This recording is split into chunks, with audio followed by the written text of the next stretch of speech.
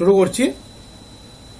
আগের দিন আমরা শেষ করেছিলাম N union half is countable, এখান থেকে আমরা শেষ করেছিলাম।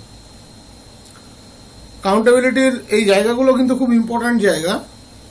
ইম্পর্ট্যান্ট ইন দ্য সেন্স, এগুলো একটু যদি সেন্স থাকে এখান থেকে অনেক কিছু তৈরি করা যায়, যেমন কম্প্যাক্ট সেট, খুব ভালোভাবে এগুলো বোঝা যায়, আর কিচ্ছু না। এবং এই পোর্শনটা তোমাদের 11-12 পার্টেই আছে, মানে পিজি যাদের যে সিলেবাস সেখানেই আছে। আমরা নোট নয়, সরি, আগের দিন শেষ করেছিলাম এন ইউনিয়ন হাফে। এটা ছিল কত নম্বর প্রপার্টি? 6 নম্বর প্রপার্টি। এবার আমরা যাব property number 7।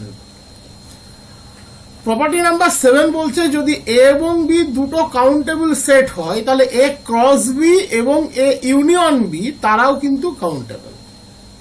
If A and B are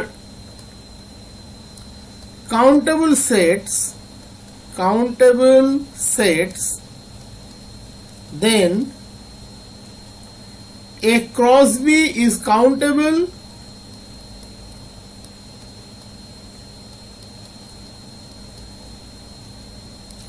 and a union B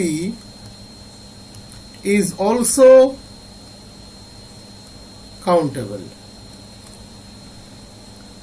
আমরা অলরেডি প্রথমে শুরুতে দেখিয়েছিলাম যে set of natural number always countable, কারণ এন টু এন এ আমরা একটা বাইজেক্টিভ ম্যাপিং ডিফাইন করতেই পারি। তাহলে ইন দ্যাট সেন্স আমরা এন ক্রস এন কে সবসময় কাউন্টেবল বলতে পারবো। তাহলে as an is countable, so n cross n is countable. n cross n is countable. এই n cross n এর পার্টটা আমি একটু প্রমাণ করেও দেখাবো অন্যভাবে, সেটা দেখানোর যুক্তি আছে একটা। আগের দিন দেখবে যখন আমি তোমাদেরকে পড়াই তখন একটা বিশেষ কথা বলেছিলাম যে সবসময়তে যে n2 কোনো সেটেই ম্যাপিং ডিফাইন করা যাবে তা কিন্তু নয়। কখনো কখনো রিভার্স ম্যাপিংও ডিফাইন করতে হয়। কিভাবে, কেন সেটা আমরা জানি। এফ যদি বাইজেক্টিভ হয় তার ইনভার্স সেটাও কিন্তু সবসময় বাইজেক্টিভ হবে। তো এই এন ক্রস এন এর প্রমাণটা, এটা তো একটা পার্ট দিয়ে বলাই যাচ্ছে যে যদি আর বি যদি কাউন্টেবল হয়, A cross B countable, N countable, N cross N countable. আমি এর একটা ইন্ডিপেন্ডেন্ট প্রমাণ এই কারণে করে দেখাচ্ছি যাতে এই কমন সেন্সটা তোমাদের মধ্যে তৈরি হয়। এই প্রসেসটিকে বলে ডায়াগোনালাইজেশন প্রসেস। এটা অনেক জায়গাতে অ্যানালিসিস করতে গিয়ে কাজে লাগে। সবকিছুর তো প্রমাণ প্রয়োজন নেই, আগেই বলেছি, কিন্তু এই প্রমাণটি একটু দেখে রাখো। এটাকে আমরা বলি ডায়াগোনালাইজেশন প্রসেস।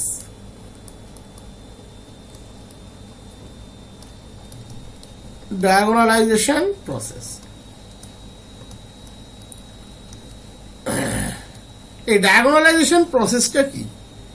ওই এক্স অক্ষ ওয়াই অক্ষ যেমন আমরা মেনটেন করি, এক্ষেত্রেও এক্স অক্ষ ওয়াই অক্ষ মেনটেন করা হয়, এক্স অক্ষ ওয়াই অক্ষ মতো মেনটেন করা হয়। এখানে বেশ কিছু স্ট্রেট লাইন আমাদের প্রয়োজন পড়বে, আমি যতটা পারছি সেটা আঁকার চেষ্টা করছি। ধরো এটা একটা সবগুলোই প্যারালাল স্ট্রেট লাইন, এটা তার প্যারালাল একটা, এটা তার প্যারালাল একটা, এটা তার প্যারালাল একটা, এটা তার প্যারালাল একটা, বেশ কিছু স্ট্রেট লাইন আমি ড্র করছি। যেটা ফার্স্ট স্ট্রেট লাইন, এই লাইনটির আমরা নাম দিচ্ছি 2, s equals to 2। এর উপরে আমরা কাদেরকে রাখছি? যাদের কম্পোনেন্টের যোগফল 2, তাহলে ধরো একমাত্র 1 1 থাকবে। কারণ এন ক্রস এন এর এলিমেন্টগুলো কি ফর্মে থাকে? এন ক্রস এন এর এলিমেন্টগুলো থাকবে এবি ফর্মে, যেখানে individually A B belongs to N. That is 1 আর কমা 1 এন এর এলিমেন্ট, তাহলে 1, 1 এন ক্রস এন এর এলিমেন্ট। 2 এন এর এলিমেন্ট, 1 এন এর এলিমেন্ট, তার মানে 1 2 2 1 তারা কিন্তু এন এর এলিমেন্ট, এবং 1 + 2 3, 2 + 1 ও 3। 1 3 দুজনেই n এর এলিমেন্ট, তাহলে 1 3 3 1 n এর এলিমেন্ট। এই কনসেপ্টটাকে এখানে ইউটিলাইজ করা হয়। তাহলে দেখো একমাত্র এলিমেন্ট আছে 1 1 যাদের যোগফল হচ্ছে 2, আর কারোর যোগফল কিন্তু 2 নেই। এবারে এই লাইনটির নাম দিচ্ছি আমরা s ইকুয়ালস টু 3। তাহলে এর উপরে কে কে আসতে পারে একটু আগেই বললাম, 1 প্লাস 2 হচ্ছে 3, তাহলে 1 2 আসবে, আর 2 প্লাস 1ও হচ্ছে 3, তাহলে 2 1 আসবে। এই লাইনটির নাম দিচ্ছি আমরা s equals to 4। s equals to 4। 1 3 এর যোগফল হচ্ছে 4, 2 2 এর যোগফল হচ্ছে 4, আবার 3 1 এর যোগফল হচ্ছে 4। পরের লাইনটির নাম দিচ্ছি আমরা s equals to 5। Diagonal format তৈরি করা হয় এক্ষেত্রে।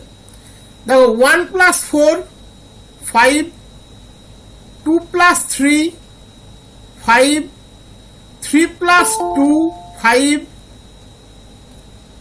4 1 5। দেখো প্রত্যেকটা স্টেজে একটা করে নতুন পার্ট ইনক্লুশন হচ্ছে। এক্ষেত্রে প্রত্যেকটা স্টেজে একটা করে নতুন পার্ট ইনক্লুশন হচ্ছে। এটি হচ্ছে s ইকুয়ালস টু 6। দেখো এখানে আছে 1 5, তাদের যোগফল 6, 2 4 তাদের যোগফল 6, 3 3 তাদের যোগফল 6, 4 2 তাদের যোগফল 6, 5 1 তার যোগফল 6। এইভাবে এটা চলতে থাকবে, এইভাবে চলতে থাকবে। প্রসেসটা খুবই সোজা, কঠিন কিছু নয়। এখানে first diagonal s equals to 2, that is 2 minus 1 হচ্ছে first diagonal. Second diagonal s equals to 3, that is s value minus 1 হচ্ছে ডায়াগোনালের পজিশনকে ইন্ডিকেট করছে। এই কারণে এই প্রসেসটিকে বলে ডায়াগোনালাইজেশন প্রসেস। প্রমাণ প্রয়োজন না থাকলেও এই প্রমাণটি জানার একটু দরকার আছে বারবার, সেই কারণে আমি বলছি যে এই প্রমাণটা একটু মনে রাখবেন। তাহলে দেখো n ক্রস n এর এলিমেন্টকে আমরা কিভাবে সাজিয়েছি। n ক্রস n এর এলিমেন্টকে আমরা এমন ভাবে সাজিয়েছি যে প্রত্যেকটা mn component s equals to m plus n এর উপরে লেবেল হয়ে বসে আছে, এবং s equals to m plus n is the m plus n minus 1 diagonal through 1 1। আমি লেখাটা লিখে নিই, তাহলে তোমাদের মনে রাখতে সুবিধা হবে। We have diagonalized the elements of n cross n in the above picture, and it is clear that the mn lies in the diagonal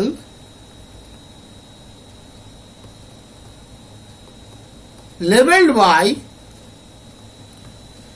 s equals to m plus n, which is the m plus n minus 1th diagonal from the lowest diagonal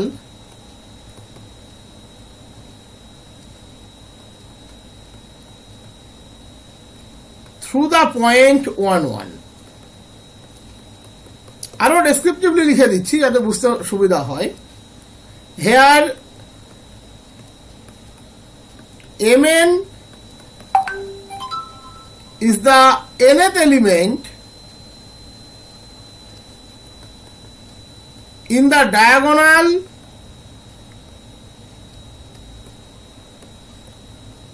labeled by s equals to m plus n. That is 1 1 is the first element. Okay, s equals to 2a. 2 1 is the first element of s equals to 3. 1 2 is the second element of s equals to 3. 3 1 is the first element of s equals to 4. 2 2 is the second element of s equals to 4. 1 3 is the third element of s equals to 4. and s equals to 4 is the third diagonal, that is m plus n minus 1 diagonal. ওকে, এইবার এই হচ্ছে আমার mn element গুলোকে, that is এই যে আমরা mn ab এলিমেন্টটাকে লিখলাম বা mn ফরম্যাট যা ইচ্ছা ধরতে পারো, তার স্ট্রাকচারটি আমরা তৈরি করলাম। যথারীতি n ক্রস n কে যদি ইন্ডিপেন্ডেন্ট প্রুভ করছি, আগেই তো বলেছি, প্রমাণ ডিপেন্ডেন্টলি বলে দিয়েছি। যদি একে আমাকে দেখাতে হয়, কাউন্টেবল দেখাতে হয়, তাহলে n ক্রস n এর সাথে n এর একটা বাইজেক্টিভ ম্যাপিং ডিফাইন করতে হবে। তাহলে ম্যাপিংটা কিভাবে ডিফাইন করব, সেটার জন্যই কিন্তু এত কিছু বললাম। We now define a mapping psi from n cross n to n by psi mn equals to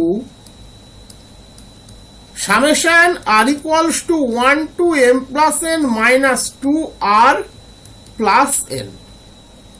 আমরা একটা ম্যাপিং ডিফাইন করলাম, psi mn equals to r equals to 1 to m plus n minus 2 r plus N. এবারে এই ম্যাপিংটি কিন্তু বাইজেক্টিভ mapping. আমি একটা rough করে দিচ্ছি, রাফ, এটা কিন্তু রাফ ফরম্যাট, এই কালিতে যেটুকু এখানে লিখবো এটা রাফ ফরম্যাট।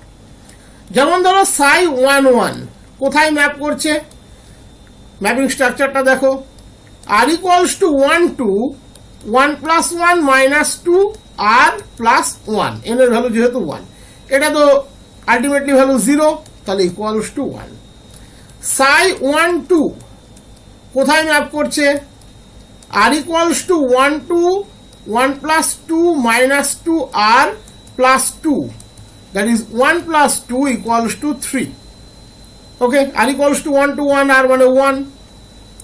সাই 2 1 কোথায় ম্যাপ করছে, R equals to 1 to 2 plus 1 minus 2 R plus 1, খেয়াল করে দেখো 1 প্লাস 1 2।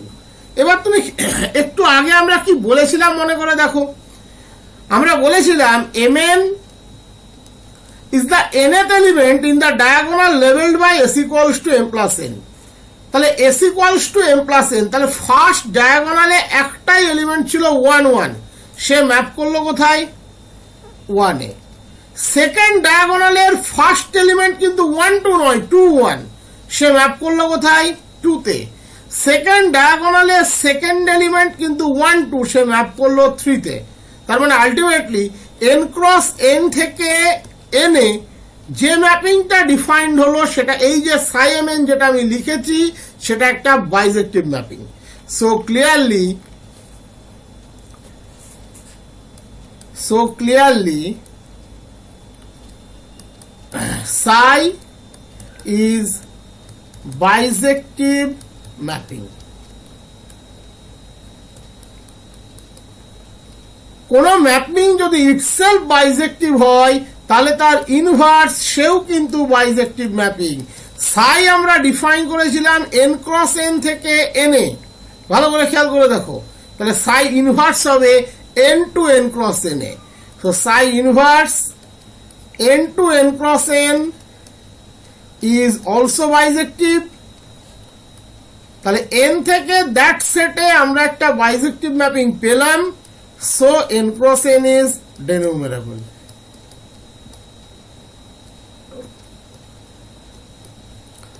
এই প্রমাণটা খুব প্রয়োজন না হলেও আমার পড়তে বলার দুটো কারণ। মনে রাখবে, কখনো কোনো সেটে ডিরেক্টলি যদি n থেকে সেই সেটের উপরে বাইজেক্টিভ ম্যাপিং ডিফাইন না করা যায়, দ্যাট ইজ তার ডিরেক্ট স্ট্রাকচার না পাওয়া যায়, চেষ্টা করবে উল্টো দিক থেকে বাইজেক্টিভ ম্যাপিং ডিফাইন করা। যদি থাকে তার ইনভার্স অলওয়েজ বাইজেক্টিভ, তার স্ট্রাকচার তুমি নাও পাও, always bijective, that is say denumerable. 2 number, এই ডায়াগোনালাইজেশন প্রসেস, এটা একটা দারুণ প্রসেস, শেখার মতো জিনিস, তার জন্য এটা একটু বলে দেওয়া। তো এই ছিল n ক্রস n। ইন্ডিপেন্ডেন্টলিও মনে রাখতে পারো, ডিপেন্ডেন্টলিও মনে রাখতে পারো, যেভাবেই মনে রাখো, কনসেপ্টটা মনে রাখবে যে কোনো সেট থেকে কোনো সেটে যদি ডিরেক্টলি আমরা বাইজেক্টিভ ম্যাপিং নাও তৈরি করতে পারি, রিভার্স সাইড থেকে করতে পারলেও কিন্তু সেক্ষেত্রে আমরা কাউন্টেবল বলতে পারি। Next, the denumerable union of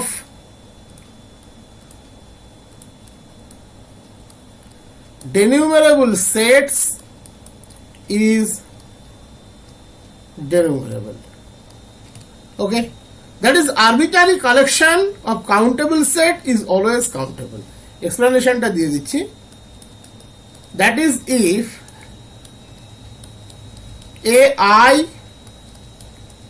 I belongs to n is a collection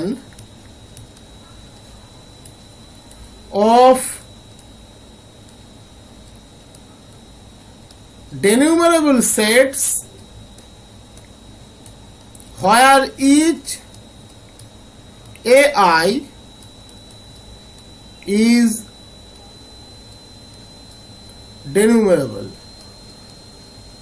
then A equals to union I belongs to n. সব থেকে সহজ এভাবে আরবিটারি ইউনিয়ন লেখা ন্যাচারাল নাম্বার দিয়ে, চাইলেই দিয়েও লেখা যায়, ইন্ডেক্সের দিয়েও লেখা যায়, ইজ অলসো denumerable. ওকে, তাহলে countable union of countable set is always countable. এবারে আমরা আর একটা ছোট্ট করে প্রমাণ দেখব, এটাও ভীষণ কাজে লাগে আমাদের. এই আগের কনসেপ্টটি এক্ষেত্রেও আমরা কাজে লাগাবো, প্লাস এই থিওরিটাও একটু কাজে লাগাবো. মনে রাখবে, পজিটিভ রেশনাল নাম্বারের সেট সবসময় কাউন্টেবল, নেগেটিভ রেশনাল নাম্বারের set countable, as well as rational নাম্বারের সেট নিজেও কাউন্টেবল. প্রথমে আমরা দেখাবো পজিটিভ রেশনাল নাম্বারের সেট কাউন্টেবল. এটার প্রমাণ দুভাবে দেখাবো, দুটো পদ্ধতি তোমাদের কনসেপ্ট ক্লিয়ার করবে সেই জন্য. The set of all positive rational number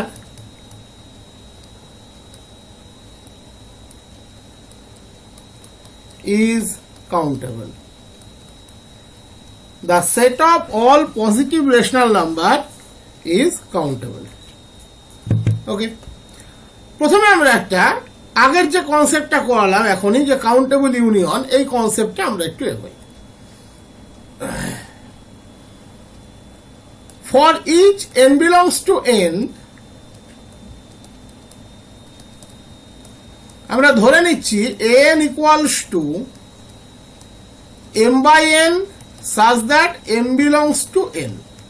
ভালো করে খেয়াল করে দেখবে, তার মানে an হচ্ছে 1 by n এর কালেকশন, a1 যেখানে nটা ভ্যারি করবে, a2 হচ্ছে m by 2 এর কালেকশন, সরি a1 হচ্ছে m এর কালেকশন যেখানে mটা ভ্যারি করবে 1 2 3 4 সব পেয়ে যাবে, a2 হচ্ছে m by 2 এর কালেকশন, হাফ 3/2 এগুলো সব পেয়ে যাবে.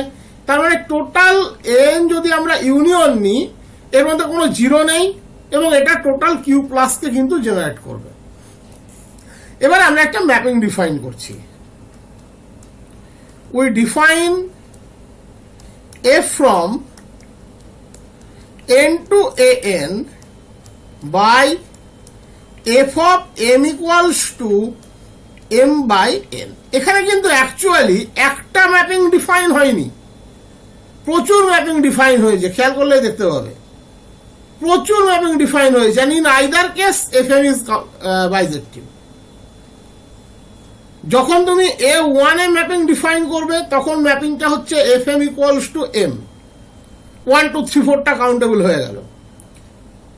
যখন তুমি a2 তে ম্যাপিং করছো fm equals to m by 2, এটা একটা কাউন্টেবল হয়ে গেল a2টা. তার মানে ইন্ডিভিজুয়ালি প্রত্যেকটা n কিন্তু কাউন্টেবল. তাহলে একটু আগে আমরা পড়লাম কাউন্টেবল ইউনিয়নও কাউন্টেবল, কিউ প্লাস হচ্ছে এদেরই ইউনিয়ন, তাহলে কিউ প্লাসও countable. Then f is clearly bisective. So for each n belongs to n, an is countable. Now Q plus equals to arbitrary union of n, automatically n এর ইউনিয়নটাই কিন্তু Q plus কে generate করে। প্রত্যেকটা set এর মধ্যে আছে, sorry প্রত্যেকটা element এই কালেকশনের মধ্যে আছে Q প্লাস এর। Das Q plus is countable as countable union of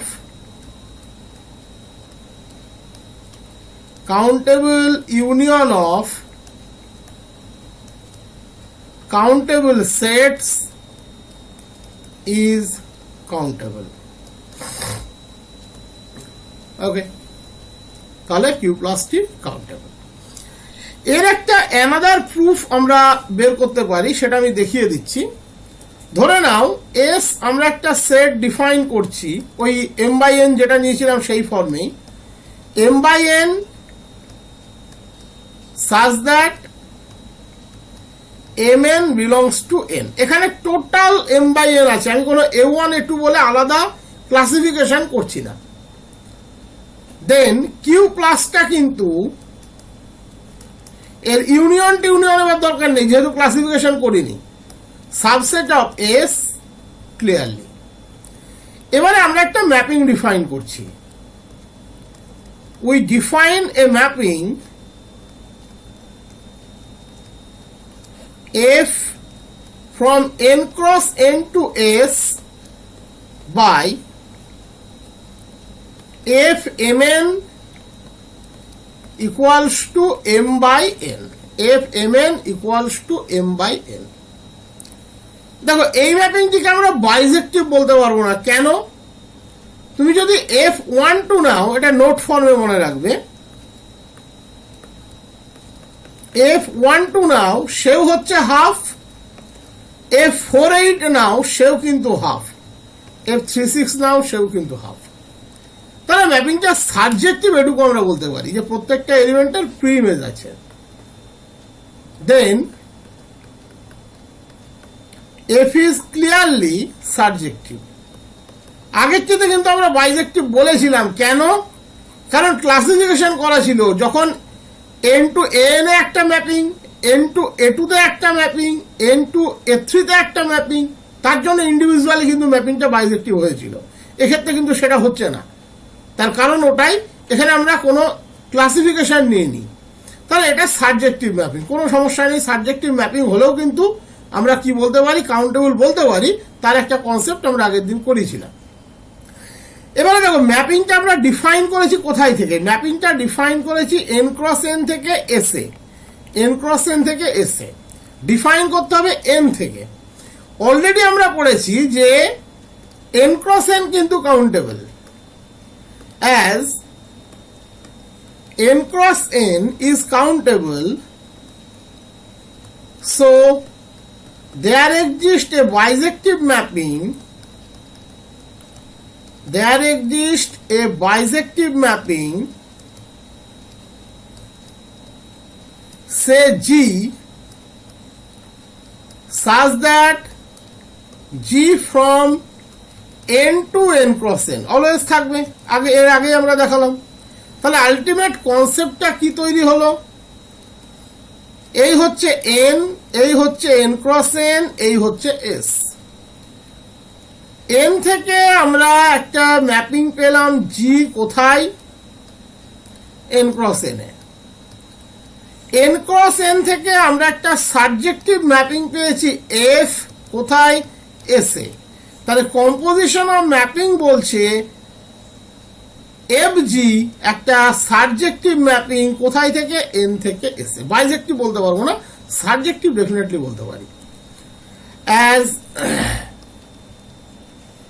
composition of two subjective mapping is subjective, so fg from n to s is subjective, as so s is countable,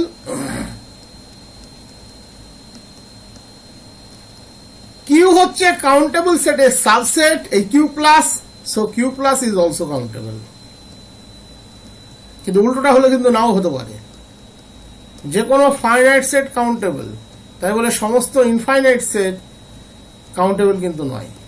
ওকে, তাহলে আর আলাদা করে কাউন্টেবিলিটি পড়ারই দরকার পড়তো না আমাদের। তো এই প্রমাণটা আমি একটু মনে রাখতে বলি, প্রমাণটি অনেকটা কনসেপ্ট ক্লিয়ার করে।